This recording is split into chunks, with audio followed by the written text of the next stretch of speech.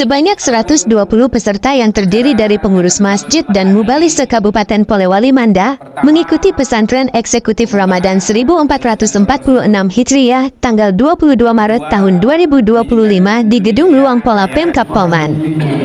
Kegiatan ini dilaksanakan oleh Yayasan Bina Insan Cendekia Mandar bekerja sama dengan Forum Pengurus Masjid dan Muballigh Kabupaten Polewali Mandar. Acara ini didukung penuh anggota DPR RI Haji Akbar Abdul Qadir, Asisten 2 Pemkab Polman Arifin Yambas, SSOS, MSI, Ketua Forum Pengurus Masjid Alauddin, SPD, MPD. Kehadiran Akbar di kegiatan ini menjadi kolaborasi dalam membangun ekonomi umat. Dan beliau bermimpi masjid bisa menjadi lokomotif ekonomi bagi masyarakat. Pertama, sebagai wadah silaturahmi, kita sebagai muballigh, pengurus masjid. Kemudian tujuan kedua, untuk pengurus masjid bertujuan untuk kita menambah wawasan kita. Semoga ada hal-hal baru yang bisa kita dapatkan dengan melalui kegiatan ini. Jadi perlu saya sampaikan bahwa Yayasan Bina Insan Cendekia ini adalah yayasan kedua yang intinya kami banyak bergerak di bidang dakwah dan kemanusiaan. Jadi ketika ada urusan dakwah, kami terlalu kawan-kawan yang siap untuk kemudian bagaimana kita menyebarkan dakwah ini kepada masyarakat. Kemudian yang kedua, kami juga insya Allah siap ketika ada hal-hal kemanusiaan. Ya, satu hal yang menjadi misi kami, yang pertama adalah dalam dakwah menjaga moderasi. Banyak hal-hal yang bisa kita buka, kita kolaborasikan, kita sinergikan dalam rangka pengembangan umat kita khusus di Kabupaten Polewali Mandar ini. Salah satunya mungkin agenda MPR. Alhamdulillah hari ini saya diberi tanggung jawab fraksi saya, dan mungkin satu-satunya selama sejarah DPR dari Dapil Sulawesi Barat. Saya hari ini menjadi pimpinan wakil ketua di Badan Anggaran MPR RI, sehingga kegiatan-kegiatan yang sifatnya ini bisa kita kolaborasikan.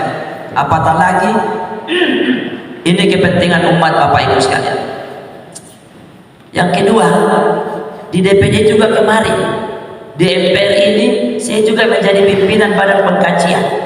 Dan menurut saya ruang-ruang untuk membangun semangat kolaborasi amat memungkinkan bisa kita lakukan. Tidak sekedar yayasan ini, tetapi langsung kepada pengelola masjid, pengelola lembaga, pengelola muballigh dan dai, bisa kita bangun kolaborasi jauh lebih dari ini ke depannya Bapak Ibu sekalian.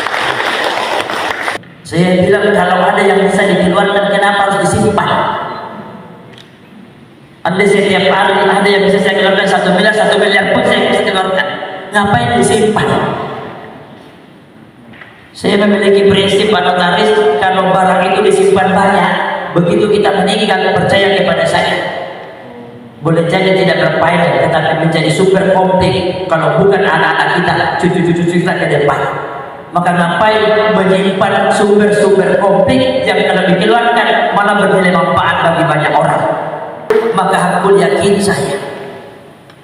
Tetapi sulit kita menjadi lokomotif ekonomi baru kalau masjid tidak peduli dengan jamaahnya, terkungkung, terbelit dengan utang rentenir, padahal saldo masjidnya hampir tidak bisa dihabiskan. Saldo masjidnya cari lagi mana yang bisa dibangun, padahal sudah bagus diganti lagi. Padahal kita tidak sadar di sekeliling kita, jamaah kita yang meramaikan masjid-masjid kita, setiap mereka bangun yang dipikirkan bukan 5 waktu sudah sampai enggak, tapi bagaimana bisa saya lepas dari rentenir, dari tengkulak utangnya. Kalau ini bisa jalan Bapak Ibu sekalian, saya sudah menghitung. Kambingnya aja indukannya 20, bisa berpenghasilan 2-4 juta per bulan, tidak kurang dari itu. Ke depan kita harus ubah pola ini Bapak Ibu. Kalau mau merasakan penderitaan mereka, harusnya masjid juga merasakan. Saya Bapak Ibu merinding bulu-bulu saya, ini benar ini Pak. Bagaimana umat kita bisa maju kalau masjidnya juga tidak peduli kepada mereka? Maka menurut saya kegiatan ini harusnya orientasinya ke sana Bapak Ibu sekalian. Tugas saya selama saya di DPR amat membuka diri untuk melakukan kolaborasi yang kira-kira bisa memajukan ekonomi bank kita dari masjid kita yang ada di sekitar kita Bapak Ibu sekalian.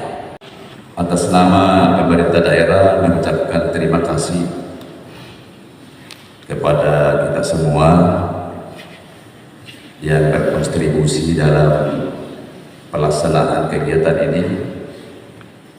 Yang sesungguhnya pemerintah daerah ini sebenarnya harus menjadi motor dari kegiatan-kegiatan seperti ini.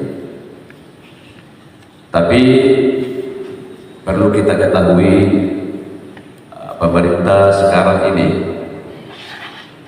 bukan hanya pemerintah kabupaten, provinsi, tapi di pemerintahan tingkat nasional juga mengalami hal yang sama. Banyak pengeluaran daripada pendapatan. Dengan ucapan Bismillahirrahmanirrahim, atas nama pemerintah daerah dinyatakan dibuka dengan resmi.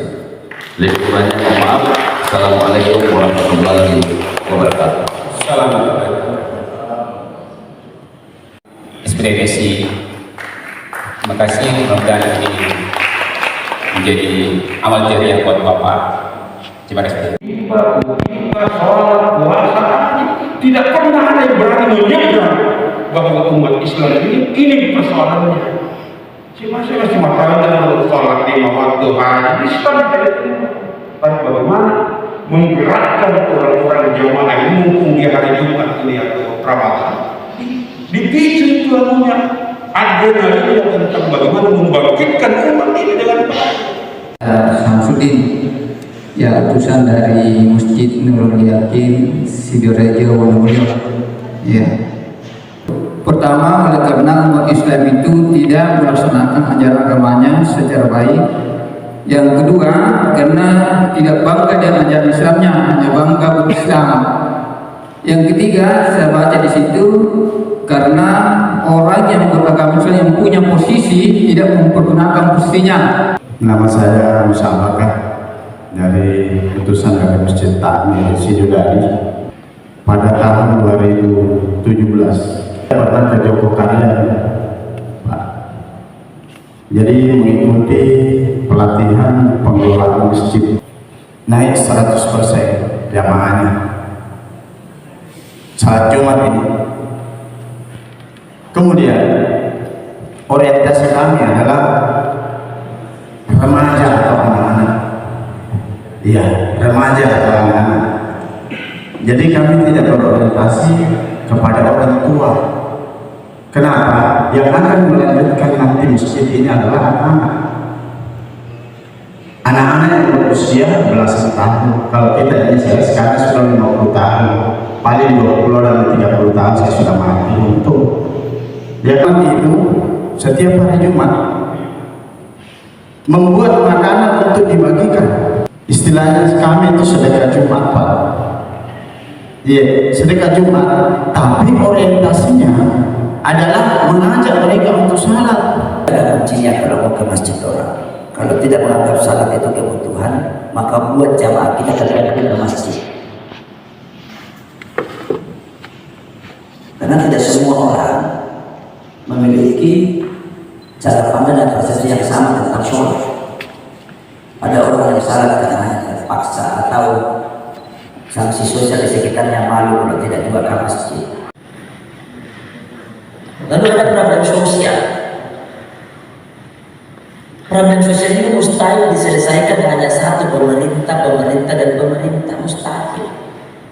Harus dibangun semangat kolaborasi, baik DPR-nya, baik civil society-nya, seperti apa teman-teman, mubalik, pengurus masjid, lembaga sosial. Ini harus dibangun bersama-sama. Karena agak sulit kalau, nah itulah kenapa kapasitas pengurus masjid harus terus diupdate. Kata kuncinya dari awal adalah updating cara pandang tata kelola pengurus masjid. Kalau tidak dimulai dari situ maka mustahil, Bapak Ibu sekalian. Maka ke depan langkah kedua yang harus kita lakukan teman-teman yayasan ini adalah buat satu kegiatan yang sudah teknis sifatnya. Boleh jadi alumni di sini kita copot mana yang potensi kita jadikan pada proyek. Kalau masjidnya bisa menyiapkan pusat penyewaan alat atau alsintan, masjid punya combine, punya dompet, punya T4, penghasilannya mau diapakan? Bisa nggak? Bisa. Tidak harus PKH, tidak harus kelompok tani. Mungkin kan bisa masuk. Kan tidak harus di komisi itu. Saya 4 anggota DPR RI. Dari masjid saja ini, generasi kita kalau udah kena stunting, jangan percaya mereka akan bisa bertumbuh kembang dengan baik. Tidak hanya fisik, pikirannya pasti terbelakang. Kita tahu angkanya cukup besar. Baru apa kontribusi masjid ke mereka?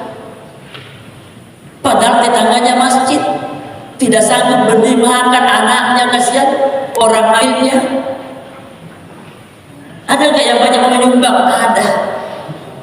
Tapi sekali lagi butuh konsolidator. Itu yang saya maksud dan saya berharap sekali lagi lahir dari alumni pesantren eksekutif ke berapa ini? Ke 10 ini, Bapak Ibu sekalian. Mereka berlomba membangun masjid, mempercantik masjid, tapi tidak pernah berlomba untuk menarik bagaimana jamaah di sana. Masjid kita ramai kan terbukti Pak. Nanti Ramadan, Idul Fitri, Idul Adha, sholat Jumat pun ya masih hitung-hitungan mana yang ramai, mana yang tidak. Ini masih bisa dikalkulasi. Masjid yang ramai di hari Jumatnya itu yang mana, masjid yang ramai di rawatibnya itu yang mana. Malah ada yang libur pada masjid, libur pada waktu zuhur dan asar. Boleh jadi yayasan ini membentuk tim misalnya. Kita rasuk ke masjid-masjid saja, nggak usah diundang datang. Kita siapkan pembiayaannya. Misalnya hari kesekian, jadi kita yang datang. Misalnya pengurus masjid A, berapa pengurusnya nanti kirim ini 15 sudah kita datang. Kita pesantrenkan dia berapa jam satu hari kuliah. Supaya lebih efektif, fokus 15 dan berdasarkan potensi yang dimiliki masjid itu. Bisa dibuat seperti itu, ya. Nah, materinya itu sudah taktis dan teknis berdasarkan kompetensi dan potensi yang dimiliki masjid itu. Langsung kita bicara itu. Itu kan kelihatan mana-mana masjid yang bisa perubahannya bisa cepat dan adaptif terhadap perubahan itu. Bisa tahun depannya sisa kita support kebutuhan-kebutuhan yang memungkinkan. Kan tidak harus saya, Pemda juga bisa. Mana yang saya bisa intervensi, oke. Tapi minimal pintunya ini terbuka sudah.